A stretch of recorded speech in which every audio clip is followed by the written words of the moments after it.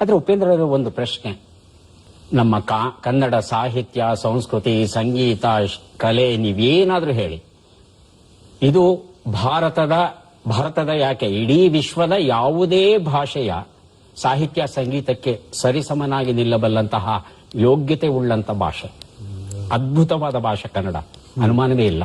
ಆದ್ರೆ ಕೆಲವರು ಒಂದು ಪ್ರಶ್ನೆ ಕೇಳ್ತಾರೆ, ಕನ್ನಡ ಅನ್ನ ಕೊಡೋ ಭಾಷೆನಾ? ಕನ್ನಡವನ್ನ ಓದಿದ್ರೆ ಅದು ಅನ್ನವನ್ನು ಕೊಡುತ್ತಾ ನಮಗೆ ಅಂತ ಕೇಳ್ತಾರೆ. ಏನ್ ಹೇಳ್ತೀವಿ? ಚಿನ್ನ ಕೊಡೋ ಭಾಷೆ ಅಂತ ಹೇಳ್ಬೇಕು. ಬರೀ ಅನ್ನ ಮಾತ್ರ ಅಲ್ಲ, ಚಿನ್ನವನ್ನು ಕೊಡುತ್ತಿದ್ದು. ಡಾಕ್ಟರ್ ರಾಜ್ಕುಮಾರ್ ಅವರೇನು ತಾವೇ ಹೇಳಿದ್ರಿ, ಕೆಂಟಕಿ ಆಫ್ ಕರ್ನಲ್. ಎಷ್ಟು ಜನಕ್ಕೆ ಕನ್ನಡ ಭಾಷೆ ಊಟ ಕೊಡುತ್ತೆ, ಎಷ್ಟು ಜನಕ್ಕೆ ಕನ್ನಡ ಭಾಷೆ ಇದಾಗತ್ತೆ. ಎಲ್ಲದಕ್ಕಿಂತ ನಾನು ಹೇಳೋದು ಸರ್, ಊಟ ಅದೆಲ್ಲದಕ್ಕಿಂತ ಇನ್ನೇನೋ ಬೇರೆ ಕೊಡುತ್ತೆ ನಮ್ಮ ಭಾಷೆ ಅನ್ನೋದು. ಅದೇನು ಅಂತ ಹೇಳಕ್ ಸಾಧ್ಯ ಇಲ್ಲ. ಅದೊಂದು ಹೆಮ್ಮೆ, ಅದೊಂದು ಖುಷಿ, ಅದೊಂದು ಅದು ಯಾವ ಕೋಟಿ ರೂಪಾಯಿ ಕೊಡದೇ ಇರುವಂತ ಒಂದು ಸುಖ ಕೊಡುತ್ತೆ ನಮ್ಮ ಭಾಷೆ. ಖಂಡಿತ ಒಪ್ಕೋತೇನೆ. ಆದ್ರೆ ನಮ್ಮ ಕನ್ನಡ ಶಾಲೆಗಳ ದುಸ್ಥಿತಿಯನ್ನ ನೋಡುತ್ತಂದ್ರೆ ಸ್ವಲ್ಪ ಹೊಟ್ಟೆ ಉರಿ ಆಗುತ್ತೆ. ಈ ಶಾಲೆಗಳ ದುಸ್ಥಿತಿಯನ್ನ ಸ್ವಲ್ಪ ಮಟ್ಟಕ್ಕಾದ್ರೂ ಉತ್ತಮಪಡಿಸೋಕೆ ನಾವೆಲ್ಲ ಏನ್ ಮಾಡಬಹುದು ಸರ್? ಇದೇ ಒಂದು ಸಣ್ಣ ಇದು, ನಾನು ಮೊನ್ನೆ ತಾನೇ ಒಂದು ಸ್ಕೂಲ್ಗೆ, ಒಂದು ಶಾಲೆಗಳಿಗೆ ಯಾವ್ದೋ ಒಂದು ಯಾರೋ ಕೊಟ್ಟಿದ್ದ ಇದನ್ನ ತಲುಪಿಸುವಂತ ಕೆಲಸ ನನಗೆ ಕೊಟ್ಟಿದ್ರು. ನಾನು ಅದನ್ನ ಮಾಡಿದೆ. ಚುಂಚನಗುಪ್ಪೆ ಅಂತ, ಬ್ಯಾಲಾಳು ಅಂತ, ಇನ್ನೊಂದು ಕರಿಯಪ್ಪನ ಪಾಳ್ಯ ಅಂತ 3 ಶಾಲೆಗಳು, ಸರ್ಕಾರಿ ಶಾಲೆಗಳು ಹೋದೆ. ಅಲ್ಲಿ ಹುಡುಗರು ಅವರ ಒಂದು ಶಕ್ತಿ, ಅವರ ಒಂದು ಉತ್ಸಾಹ, ಇದು ನನಗೆ ಬೇರೆ ಎಲ್ಲೂ ಯಾವ ಕಾನ್ವೆಂಟ್, ಯಾವುದೇ ಇಂಗ್ಲಿಷ್ ಸ್ಕೂಲಲ್ಲೂ ಕಾಣಿಸ್ತಿಲ್ಲ. ಅದು ಎಲ್ಲದಕ್ಕಿಂತ ಒಂದು ಹೆಮ್ಮೆ ಪಡೋ ವಿಷಯ ಅಂದ್ರೆ ಸರ್, ಆ ಕರಿಯಪ್ಪನ ಪಾಳ್ಯ ಅಂತ ಒಬ್ಬ ಬಾಬು ಅಂತ ಒಬ್ಬ ವ್ಯಕ್ತಿ, ಅವರು ಅಲ್ಲಿ ಮನೆಗೆ ಹೋಗಿ ಒಂದು 25-30 ಜನ 40 ಜನ ಹುಡುಗರನ್ನ ತಂದು ಒಂದು ಶಾಲೆ ಮಾಡಿದ್ದಾರೆ ಸರ್. 2 ರೂಮ್ ಇಟ್ಕೊಂಡು ಎಷ್ಟು ಅದ್ಭುತವಾಗಿ ಮಾಡಿದ್ದಾರೆ ಅಂದ್ರೆ, ನಿಜವಾಗ್ಲೂ ಅಂತವ್ರು ಒಬ್ಬೊಬ್ಬರಿದ್ರೆ ಸಾಕು, ನಿಜವಾದ ಕನ್ನಡ ಸೇವೆ ಅದು. ಕನ್ನಡ ಕಲಿಸ್ತಾರೆ.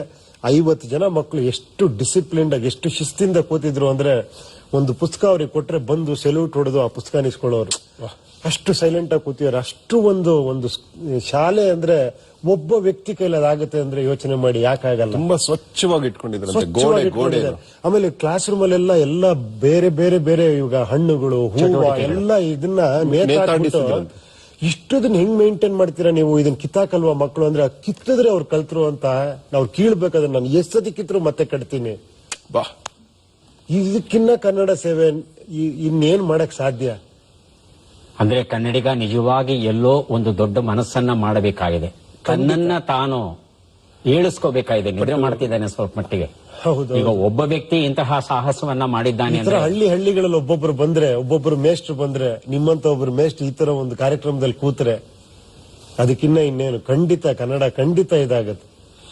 ವೇದವ್ಯಾಸರು ಮನಶ್ರೇಷ್ಠಾಣಿ ಇಂದ್ರಿಯಾಣ ಅಂದ್ರೆ, ಒಂದು ಮನಸ್ಸಿನ ಕೆಳಗೆ 5 ಇಂದ್ರಿಯಗಳಿದ್ದಂಗೆ ಒಂದು ಟೀಚರ್ ಕೆಳಗೆ 5 ಸ್ಟೂಡೆಂಟ್ ಇರಬೇಕು ಅಂತ ಹೇಳಿದ್ರಂತೆ. ಆದ್ರೆ ಇವತ್ತು ಒಂದು ಟೀಚರ್ ಕೆಳಗೆ 60 ಸ್ಟೂಡೆಂಟ್ಸ್ 70 ಸ್ಟೂಡೆಂಟ್ಸ್ ಇದ್ದಾರೆ. ಯಾವ ರೀತಿ ಕನ್ನಡ ಶಾಲೆ ಬೆಳೆಯಲು ಸಾಧ್ಯ? ಅವಾಗ ನಾವು ಯೋಚನೆ ಮಾಡ್ತಾ ಬಂದ್ವಿ, ಚಿಕ್ಕ ಶಾಲೆಗಳಿದ್ರೆ, ಕಡಿಮೆ ಸ್ಟೂಡೆಂಟ್ಸ್ ಗಳಿದ್ರೆ ಏನೋ, ಅಲ್ಲಿ ಕ್ಲಾಸ್ಗೆ 12 ಆದ್ರೂ ಸ್ಟೂಡೆಂಟ್ ತುಂಬಾ ಕಾನ್ಸಂಟ್ರೇಟ್ ಮಾಡಕ್ ಸಾಧ್ಯ. ವೈಯಕ್ತಿಕವಾಗಿ ಗಮನವನ್ನ ಕೊಡಬಹುದು. ಅವರೆಲ್ಲರಿಗೂ ಸರ್ಕಾರ ಸಂಬಳ ಕೊಡಬಹುದು. ಮೊದಲನೇದಾಗಿ ಸರ್ಕಾರನೇ ನಡೆಸಬೇಕಾಗಿದ್ದ ಶಾಲೆಗಳನ್ನ ಪ್ರೈವೇಟೈಸ್ ಮಾಡಿದ್ದೆ ತಪ್ಪಾಗೋಯ್ತು. ಆಗ ನಾವೆಲ್ಲ, ನಾವು ಇವರು ಹಣ ಕೊಡದೆ 5 ರೂಪಾಯಿ ವರ್ಷಕ್ಕೆ ಕೊಟ್ಟು ಸ್ಕೂಲ್ ಫೀಸ್ ಅಂತ ಓದಿರೋ ಶಾಲೆಗಳಲ್ಲಿ ಇವತ್ತು ನೀವು ಎಷ್ಟು ಎತ್ತರವಾದ ಜಾಗದಲ್ಲಿ ಕೂತಿದ್ದೀರಿ. ಆದ್ರೆ ಪ್ರತಿ ತಿಂಗಳು 3,000 3,500 ಕಟ್ಟೋದು ಇದು ನ್ಯಾಯನ? 3 ರೂಪಾಯಿ ಫೀಸ್ ಕಟ್ಟೋದಿಕ್ಕೆ ನಮ್ಮಮ್ಮ ಎಷ್ಟು ಕಷ್ಟ ಪಡ್ತಿದ್ಲು ಅನ್ನೋದನ್ನ ಇವತ್ತು ನೆನೆಸ್ಕೊಂಡ್ರೆ, ಅದೇ ನಮ್ಮ ಮಕ್ಕಳಿಗೆ ತಾವು ಹೇಳಿದಾಗೆ 3,000 5,000 ಕೊಡ್ತಾರೆ. ಆದ್ರೂ ಕಲಿತಿಲ್ಲ. ಆದ್ರೂ ಸ್ಟ್ರೆಸ್